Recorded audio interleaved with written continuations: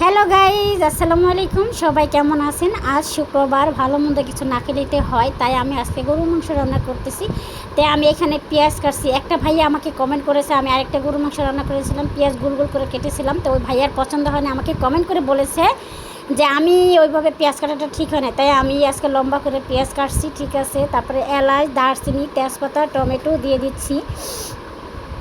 তো আপনারা একটু খেয়াল করে দেখবেন কে কীভাবে রান্না করেন, আমি জানি না। তো এখানে দিলাম হলুদের গুঁড়া, মরিচের গুঁড়া, ধনের গুঁড়া, তারপরে হচ্ছে লবণ, তারপরে আদা রসুন একত্রে করে বাটাবাটি করছি আমি, সেইগুলো হাতে পাটাই বাটছি। কিন্তু আমি কিন্তু সবসময় মশলা বেশি পাটাই বাটি, ঠিক আছে, শিলপাটার মধ্যে হাত দিয়ে পাটি। তো এখানে কাঁচামরিচ দিলাম 4-5টা। সবাই দেখবেন আপনারা কে কীভাবে রান্না করেন, আমি জানি না। তো আমি আমার মতো করে রান্না করছি। ভিডিওটা যদি ভালো লাগে তো লাইক কমেন্ট শেয়ার করে দেবেন। আর তেল কিন্তু অল্প দিছি, মাংসতে গরুর মাংসতে এমনিতেই তেল উঠে অনেক। তারপরে বাগার দিব, বাগার দেওয়ার সময় আমি সর্ষের তেল দিয়ে বাগার দিব। তো যাই হোক, এখন আমি হাত দিয়ে মাখাবো। মাখানোর পরে আমি নিচটা রেখে দিব একটু, তারপরে যে পানি দিয়ে আমি রেখে দিছি একটু, কতক্ষণ সময় রেখে দেওয়ার পরে তারপরে আমি চুলায় রান্না করলাম। ঠিক আছে, সব কিছু দিয়ে মাখানোর পরে পানি দিয়ে একটু রেস্টে রাখানোর পরে মাংসটা নরম হয়। এখন ডাল রান্না করতেছি।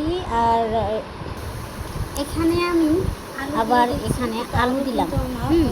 গরুর মাংসতে আসলে আলু না দিলে ভালো লাগে না, আমি কিন্তু আলু দিই। আবার অনেকের পছন্দ না গরুর মাংসতে আলু, কিন্তু আমার আলু ভালো লাগে। আমি রুটি দিয়ে খাই, পরোটা দিয়ে খাই, মাংস বা ভাত দিয়ে খাই, খিচুড়ি পোলাও যাই দিয়ে খাই, আমার আলু লাগবে। হ্যাঁ, আমার ছেলেও আলু খাবে, আমিও খাবে।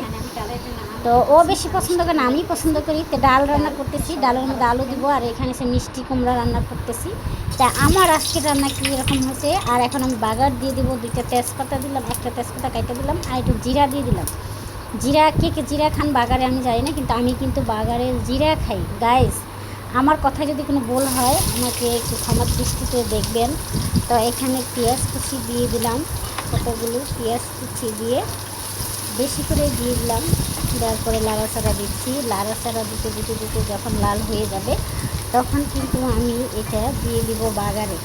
ঠিক আছে, তো আপনারা দেখতে থাকেন। আসলে রান্না হয়েছে নিজের কাছে, যে যেভাবে রান্না করুক তার কাছেই ভালো লাগে। তা আমি এইভাবে রান্না করি, আমার কাছে ভালো লাগে। যখন পেঁয়াজটা লাল লাল হবে ভাজতে ভাজতে, তখন আমি বাগারটা দিয়ে দিব। আর ক্যামেরা যেহেতু আমি একাই ধরছি, কিন্তু আমার কেউ না, আমার ছেলে কুচি নিয়ে গেছে, সেই জন্য আমি একাই নিজেই দিয়ে দিছি। হ্যাঁ, এই যে দেখেন দিয়ে দিছি। দেওয়ার পরে এখানে কিন্তু আমি আপনাদের দেখাই না, জিরার গুঁড়া আমি ভাইজা দিয়ে দিছি এখানে। আর সর্ষের তেল দিয়ে আমি মাংসটা বাগার দিছি। তা আমার ভিডিওটি কেমন লাগছে প্রিয় ভাই বোনেরা, সবাই একটু লাইক কমেন্ট শেয়ার করবেন। এখন কিন্তু